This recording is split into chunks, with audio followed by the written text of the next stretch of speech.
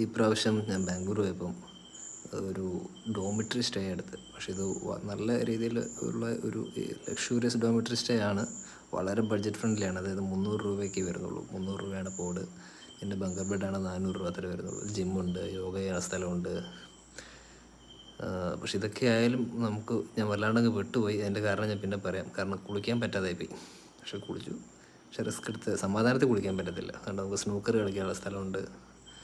പിന്നെ ഇത് നമുക്ക് 24/7 ഓപ്പൺ ആയിട്ടുള്ള കഫേ ഉണ്ട്.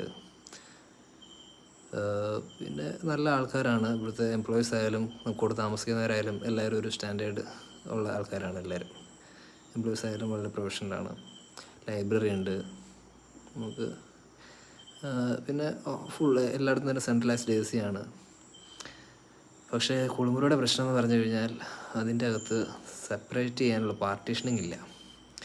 നമ്മൾ സ്വിമ്മിംഗ് പൂളിൽ നിന്നൊക്കെ കയറിയിട്ട് കുളിക്കുന്ന പോലെ. അതായത് പക്ഷേ സ്വിമ്മിംഗ് പൂളിൽ നിന്നൊക്കെ ഡ്രസ്സിട്ടല്ല കുളിക്കുന്നത്. നമുക്ക് ഇവിടുന്ന് പക്ഷേ ഡ്രസ്സിട്ട് കുളിക്കാൻ വിചാരിച്ച ഡ്രസ്സ് വിരിച്ചിടാനും സ്ഥലമില്ല. ഇതാ ലോക്കർ റൂം കേട്ടോ. ലോക്കർ ഇഷ്ടംപോലെ ലോക്കർ റൂമും കാര്യങ്ങളുണ്ട്. ലോക്കർ റൂമിൽ മാത്രമേ നമുക്കതുപോലെ സാധനങ്ങൾ വെക്കാൻ പറ്റുള്ളൂ. പിന്നെ ലോക്കർ റൂമിൻ്റെ കീ നമ്മുടെ കയ്യിലൊരു ബാൻഡായിട്ട് തന്നെ ഇട്ടിരുന്നു, റിസ്റ്റ് ബാൻഡായിട്ട്. അത് വെച്ച് ഓപ്പൺ ചെയ്യാം.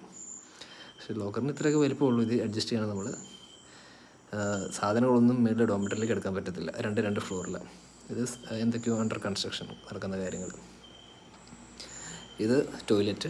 ഇതൊന്നും കുഴപ്പമില്ല, ഓക്കെ. പക്ഷെ നമുക്ക് അഡ്ജസ്റ്റ് ചെയ്യാൻ പറ്റാത്ത കാര്യം പറഞ്ഞാൽ ഇതാണ് കുളിമുറി.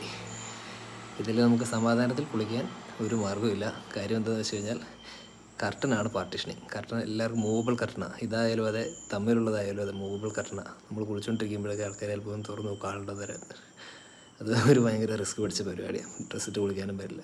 പിന്നെ ഇത് അകത്തോട് കടക്കാൻ വേണ്ടി നമുക്ക് ചപ്പലൊക്കെ ഇവർ തരും. ആ ചപ്പലിട്ട് മാത്രമേ മേളിലേക്ക് പോകാൻ പറ്റത്തുള്ളൂ. അല്ലാണ്ട് നമ്മുടെ ചപ്പലിട്ട് പോകാൻ പറ്റില്ല. ഇത് പ്രാർത്ഥനാ മുറികളാണ്. ഹിന്ദുവിനും ക്രിസ്ത്യനും മുസ്ലിംസിനും എല്ലാവർക്കും ഉള്ള പ്രാർത്ഥനാ മുറികളൊക്കെ ഉണ്ട്. ഇത് പിന്നെ പണ്ട് ഇവിടെ മെയിലും ഫീമെയിലും ഉണ്ടായിരുന്നു. പക്ഷേ ഫീമെയിലിൻ്റെ എണ്ണം കുറവായിട്ട് അത് നിർത്തി. ഇപ്പം മെയിൽ മാത്രമേ ഉള്ളൂ. പക്ഷേ കുറച്ച് കഴിയുമ്പോൾ ഫീമെയിൽ വീണ്ടും തുടങ്ങുമെന്നാണ് പറയുന്നത്.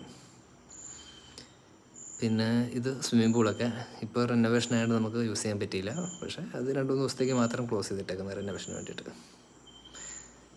ഇത് പിന്നെ ഇതിൻ്റെ ലോഞ്ചും കാര്യങ്ങളും എല്ലാം ഇരിക്കാനായിട്ട് പറ്റിയ. പിന്നെ ഓവറോൾ ഇതിൽ എനിക്ക് ഒരു പ്രശ്നമായിട്ട് തോന്നിയത് കുളിമുറി മാത്രമേ ഉള്ളൂ. ഇവരുടെ റിസപ്ഷനും കാര്യങ്ങളൊക്കെ.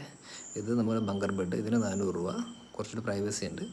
ഇത് പോഡ്. ഇതിന് 300 രൂപ. ഇതിന് നമുക്ക് TV കാര്യങ്ങളൊക്കെ ഉണ്ട്. പക്ഷേ പ്രൈവസി കുറവാണ് ഇവിടെ. എന്നാലും കുഴപ്പമില്ല ഓവറോൾ ഓക്കെ.